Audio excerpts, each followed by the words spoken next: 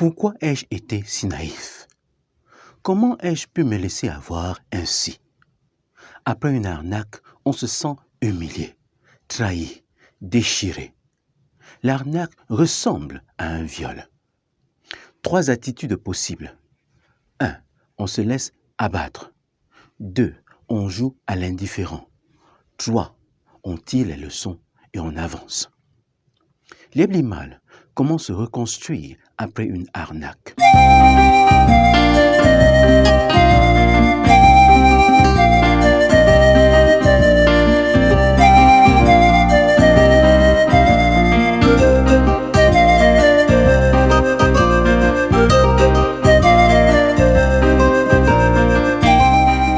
Bâtir un monde où chacun sait exactement pourquoi il est né et fait ce pourquoi il a été créé.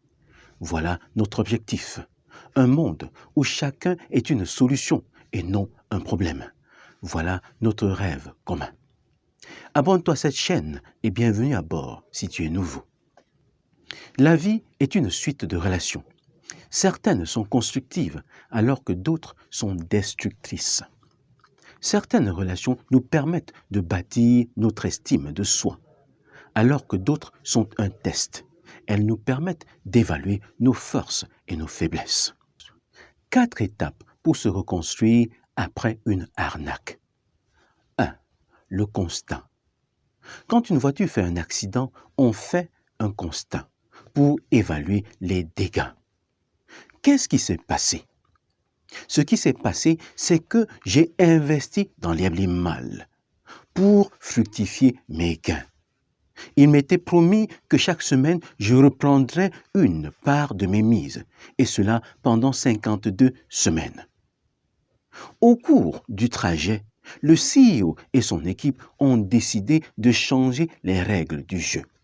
Conséquence, aujourd'hui, je n'ai pas pu récupérer mon argent. Tout semble perdu. 2. Les responsabilités. En pareille situation, on peut se culpabiliser ou alors remettre toute la responsabilité sur les autres. Mais il est juste de savoir que chacun a sa part de responsabilité. Même si je suis arrivé à l'Eblimal par mon cousin, mon frère, ma mère, c'est moi qui ai décidé en dernier ressort d'y investir. Donc j'ai ma part de responsabilité. Ce n'est pas moi qui ai demandé au CEO et à son équipe de changer les règles du jeu. Je leur ai fait confiance. À mi-chemin, ils m'ont trahi. Donc, ils ont leur part de responsabilité. Mais au départ, c'est moi qui ai décidé de leur faire confiance. C'est moi qui ai investi. C'est moi qui ai accepté de cheminer avec eux parce que je voulais fructifier mes gains. Ou alors, je voulais m'assurer une retraite paisible.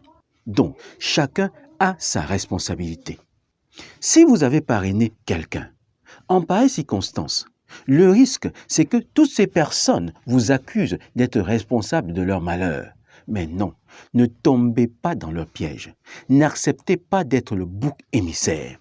Il faudrait que toutes ces personnes sachent que vous avez vu une opportunité, ou plutôt ce que vous croyez être une opportunité. Et par amour pour eux, vous leur avez montré le chemin. N'acceptez pas d'être le bouc émissaire. N'acceptez pas d'être manipulé. Amenez chaque personne à comprendre que si elle vous a suivi, c'est parce qu'elle voyait une opportunité à l'horizon. Elle voyait un gain à l'horizon. Refusez de vous culpabiliser. Sachez tout simplement que vous avez fait confiance à des personnes qui ne méritaient pas votre confiance. 3. Le deuil. Il est important de faire le bilan. Certains ont perdu de l'argent dans l'Eblimal. D'autres, en plus de l'argent, ont perdu des relations. Il est important de savoir que cet argent est perdu parce que l'Eblimal 1.0 est terminé. Aujourd'hui, on est à l'Eblimal 2.0. Donc, il y a eu tromperie sur la marchandise. Nous avons fait confiance au CEO et à toute son équipe. Ils ont décidé de nous rouler. Ce n'est ni ta faute, ni la mienne. Il faut faire le deuil des relations brisées. Si vous avez perdu une relation à travers l'Eblimal, sachez que d'autres relations vont se construire sur la base de ce que vous avez appris à travers les mal. Un de perdu, 1000 de retrouvés. Ne cédez pas au chantage de qui que ce soit. 4. La justice.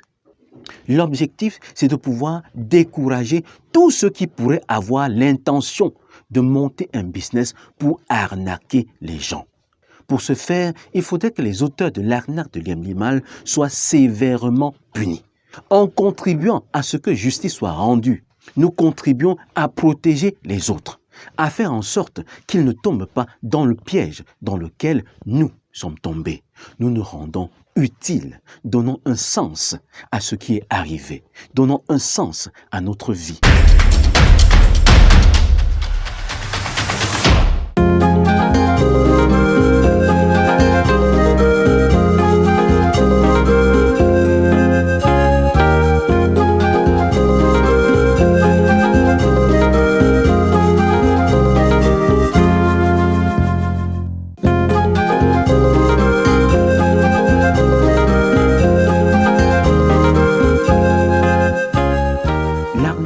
A des effets dévastateurs sur l'estime de soi.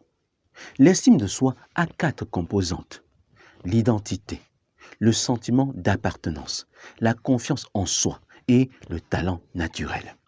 Au niveau de l'identité, l'arnaque nous froisse, nous donne de douter de nous-mêmes, nous donne d'oublier qui nous sommes. En suivant les 4 étapes décrites, on rétablit son identité, on redevient soi-même. Au niveau du sentiment d'appartenance, on est déçu. Alors qu'on croyait être membre de la grande famille Liam, la famille qui détruit et anéantit la pauvreté, on a l'impression d'être un intrus. On a l'impression d'avoir été utilisé à des fins inavouées.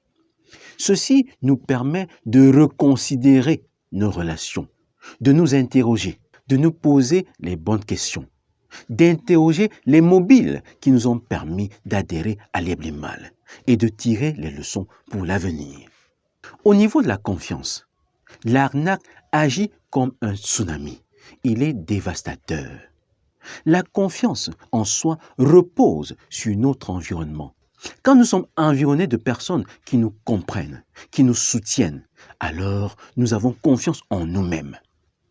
L'arnaque nous oblige à nous interroger par rapport à notre environnement, car notre confiance en soi dépend de l'environnement dans lequel nous nous trouvons. C'est pour cela qu'il est toujours important de faire le bilan au niveau des amitiés, se poser des questions par rapport à chacune de nos relations, pour savoir si elles nous permettent d'avancer ou de reculer.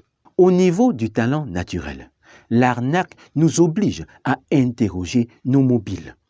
Pourquoi est-ce que j'ai investi dans Liam? Était-ce pour gagner de l'argent? Était-ce pour plaire à celui qui m'y a introduit? Certaines personnes qui ont investi dans Liam ne pleurent pas beaucoup parce qu'elles sont habituées au risque. Elles savaient qu'elles pouvaient perdre ou gagner. D'autres souffrent parce qu'elles comptaient sur Liam pour réaliser tel ou tel projet. D'autres encore ont perdu des relations. Il faut s'interroger, dans quel domaine est-ce que j'aime prendre les risques? Chacun de nous a un domaine où il aime investir, un domaine où il aime prendre des risques. Même s'il perd, il l'aura appris parce que c'est son domaine. Quel est ce domaine-là pour toi? Qu'as-tu retenu de cette vidéo?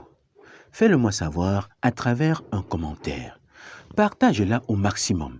Elle peut aider quelqu'un qui est dans le besoin. Appuie sur le gros pouce bleu là de j'aime. Ça me fait plaisir. Porte-toi bien et à plus tard.